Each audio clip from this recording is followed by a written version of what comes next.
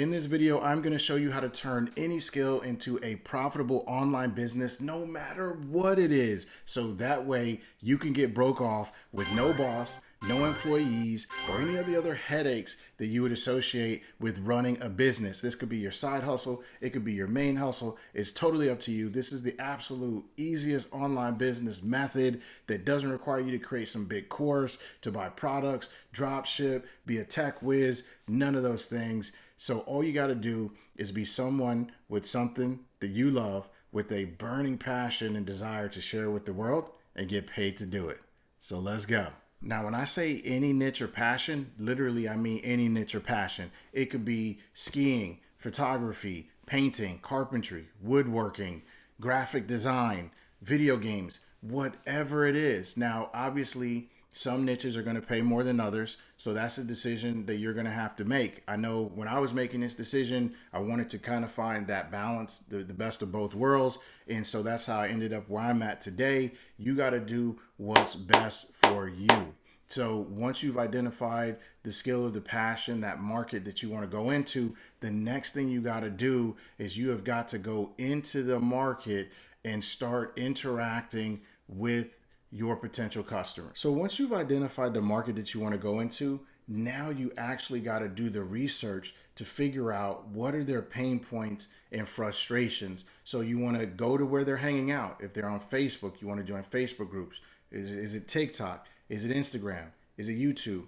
Is it Twitter? Where is your audience? Find where your audience is and then start engaging and observing those conversations. What are they complaining about? What are their frustrations? What have they tried that isn't working? What are the things that they're celebrating? What are the things that they love? And more importantly, what language are they using when they're describing their problems and their frustrations? All right, so let me explain to you why speaking the language is so important and why if you don't speak the language, you are going to stick out like a sore thumb. So check this out. My son wanted to set up like a play date with his best friend at school. So my wife had wrote out this note, kind of inviting his friend to meet for a play date or whatever at the park. The next morning, I open up the note, I read it.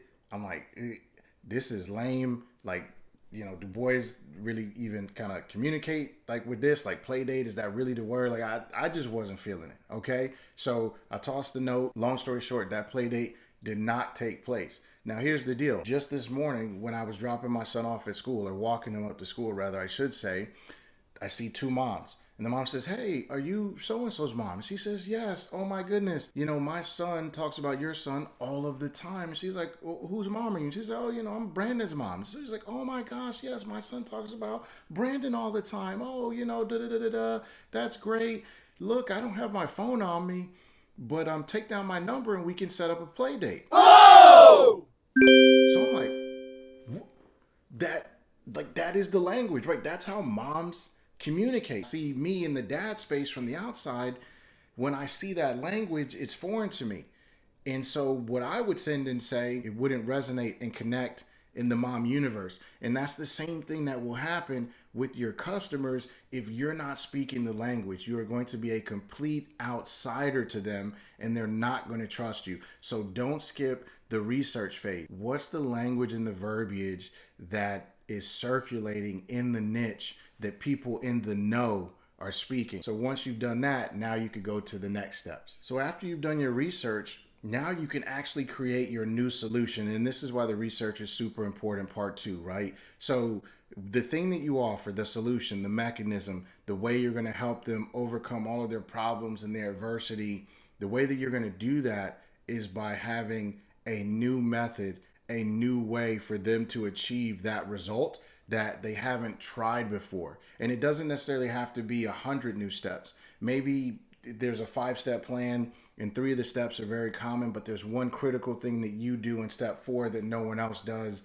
And that's really what ultimately gets the result. So that's where you got to do your research to see what they've already tried. So that way you can offer them something new. So make sure you put in the effort to come up with something that's actually going to be different, that they can get overly excited about and they'll just be running to your offer. Now, once you figure out what that new offer is, you just got to go ahead and create a framework for it. And creating frameworks is super easy. All you have to do is this. Step 1, do this. Step 2, do all these things. Step 3, do that. Step 4, do this. Step 5, do that. Step 6, when, get the result. That's literally it.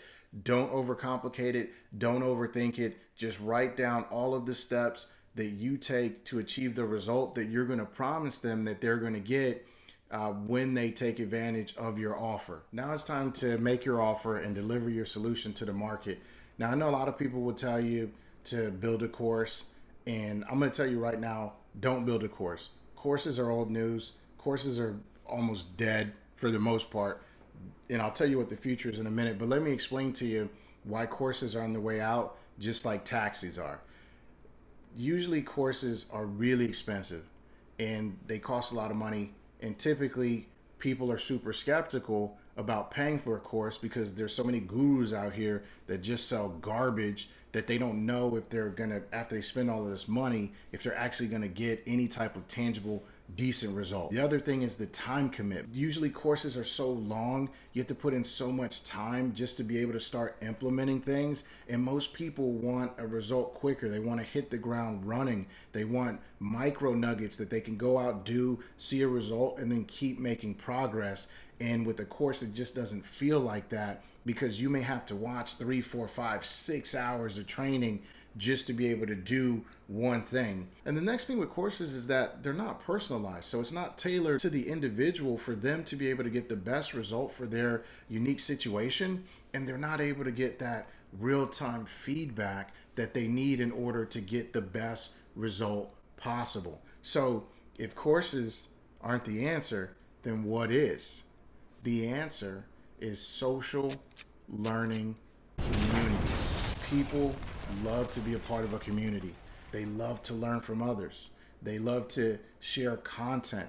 They want to have people that they can geek out with and just talk about the same topics over and over and over again, because we all know our spouses don't want to hear us talk about funnels all day and building YouTube channels and creating products and online businesses. Like they engage us because they love us, but let's be honest, like there's an extent where they're just like, okay, this again, cool, like whatever.